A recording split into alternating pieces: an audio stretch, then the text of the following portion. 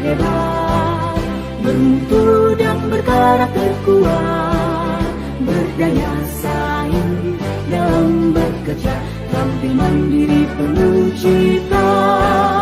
Inilah kita generasi bangsa provinsi yang Assalamualaikum anak-anak siswa-siswi kelas 10 SMK Negeri 1 Tambak Boyo. Mari kita belajar kimia lagi di pertemuan kedua Rabu 29 Juli 2020.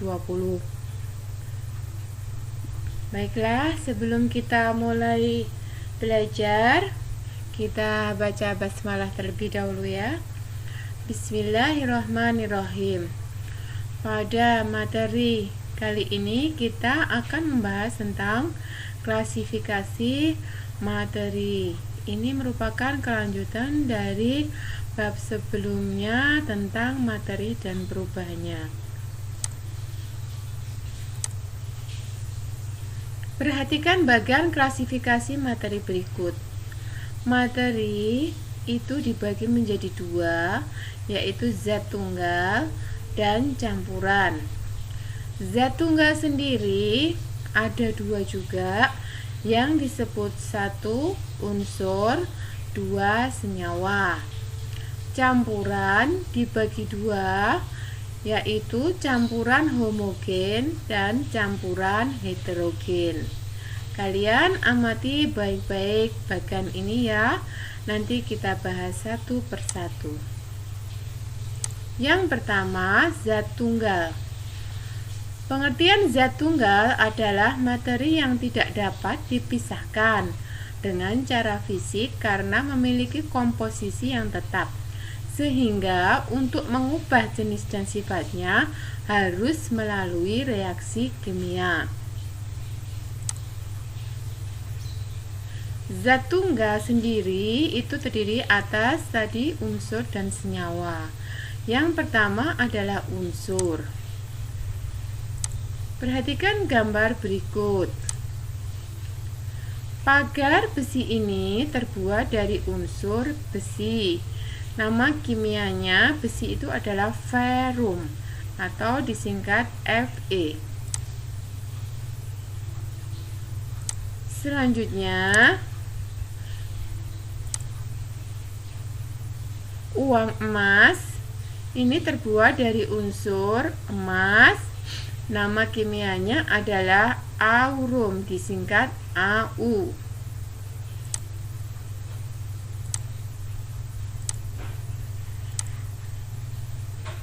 Atap rumah bangunan terbuat dari unsur seng, yang nama kimianya adalah zinc atau disingkat Zn.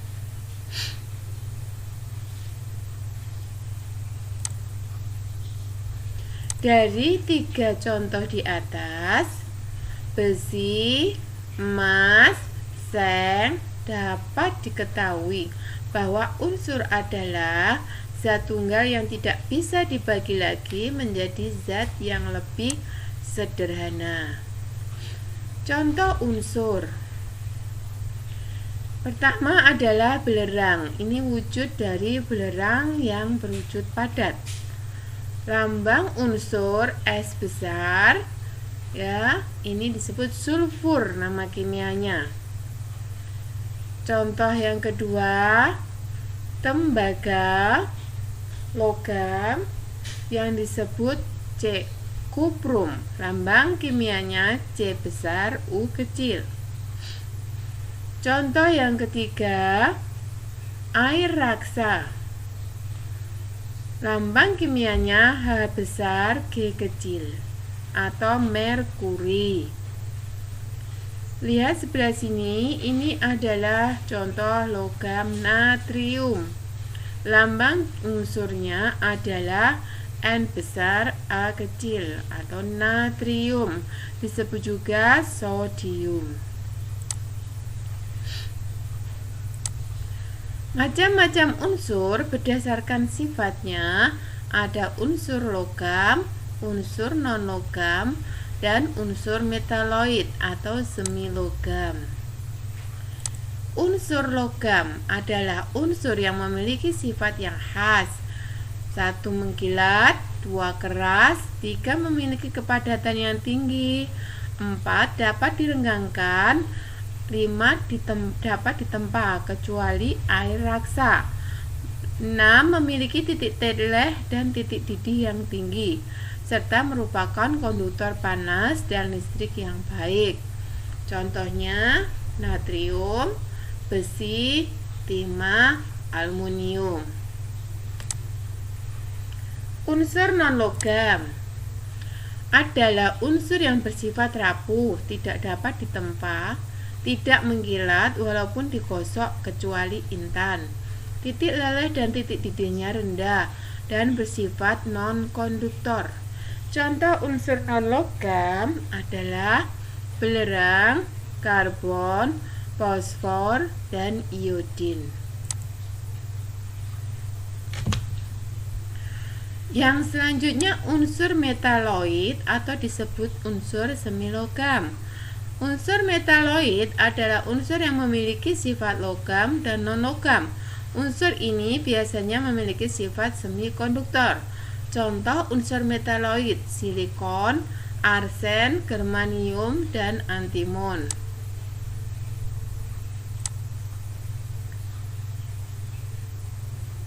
Selain unsur, zat tunggal yang lainnya adalah disebut senyawa. Perhatikan gambar larutan asam cuka berikut.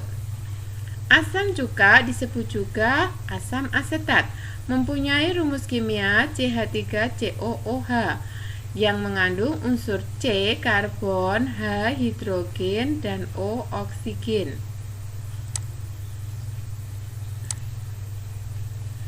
Perhatikan lagi, ini adalah garam, mempunyai rumus kimia NaCl, mengandung unsur natrium dan klorin. Jadi senyawa garam bentuk molekulnya adalah seperti ini. Senyawa yang berikutnya air. Air mempunyai rumus kimia H2O. Air mengandung unsur hidrogen dan unsur oksigen. Dari ketiga contoh tersebut dapat diketahui apa itu senyawa. Senyawa adalah gabungan dari dua unsur atau lebih melalui reaksi kimia sehingga menjadi zat baru yang sifatnya berbeda dari unsur penyusunnya. Jadi, senyawa merupakan zat tunggal yang dapat diuraikan lagi melalui reaksi kimia menjadi zat yang lebih sederhana.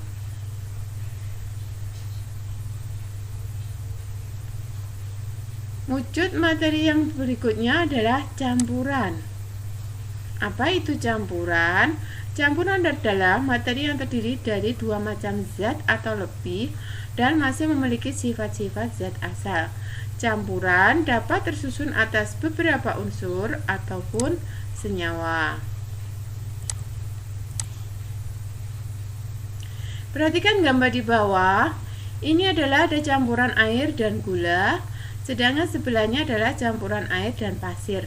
Dari gambar kita lihat air dan gula tidak terlihat lagi gulanya, sedangkan air dan pasir masih terlihat pasirnya walaupun sudah diaduk.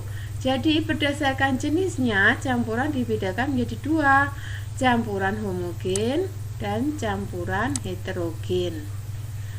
Yang pertama, campuran homogen adalah campuran dua jenis zat atau lebih yang sudah tidak terlihat lagi bidang batas antara zat-zat yang dicampurkan. Contohnya air dan gula menjadi larutan gula. Gula yang diaduk di dalam air sudah tidak terlihat lagi gulanya. Pewangi dan alkohol, keduanya bercampur dengan sempurna, jadi masuk campuran homogen. Berikutnya adalah campuran heterogen. Adalah campuran dua zat atau lebih yang masih terlihat bidang batasnya antara zat-zat yang dicampurkan. Contohnya pasir yang dicampurkan air tidak akan menyatu, minyak yang dicampurkan ke dalam air. Baiklah anak-anak, untuk materi hari ini cukup sekian. Tetap semangat dan terus berlatih ya. Sampai jumpa di materi berikutnya.